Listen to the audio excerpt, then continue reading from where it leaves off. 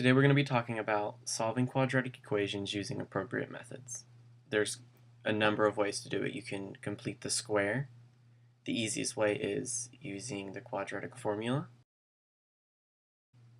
You can use graphing and find the roots, zeros, or the x-intercepts. Or my favorite way is factoring, and that's what we're going to be talking about today. Solving quadratic equations using the factoring method. Okay, let's take the function f of x equals x squared plus x minus 6.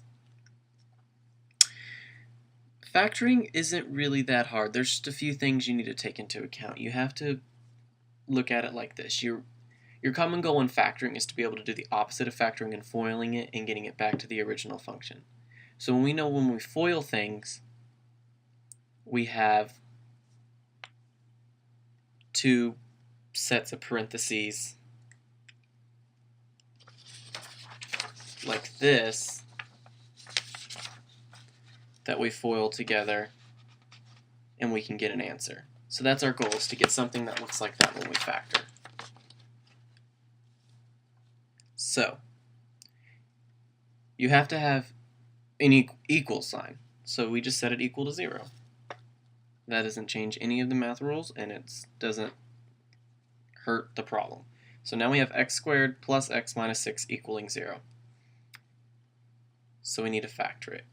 And the only thing here is, we factored before. We know how to factor the easy things. We know how to take x squared plus x equaling 0 by factoring out an x, having an x plus 1 left over, and that equaling to 0. But the only thing we have now is this extra 6 right here.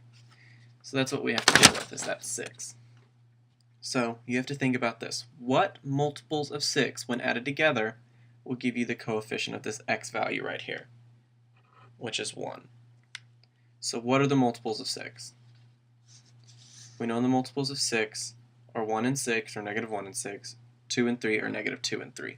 So what combination of those multiples, when added together, will give you a positive 1? We know that that is negative 2 and 3, because negative 2, when added to 3, will give you a positive 1. So let's take our function, x squared plus x minus 6, set it equal to 0, and plug in what we know. We know that x times x is x squared. And we now know that negative 2 and positive 3 when added together give you 1. So you just put those together. X plus 3, x minus 2 equaling 0. The only way this is true is if one of these two terms are 0. It's never going to happen. I mean, it has to be like that, or it's not going to work, because we know that 1 times 0 equals 0 and 0 times 1 equals 0, or 0 times 0 equals 0, but there's nothing else. You can't take 8 times 8 and get 0. It's never going to happen. So these have to equal 0. So you do that. You just set those equal to 0. The x plus 3 equal to 0, and the x minus 2 equal to 0.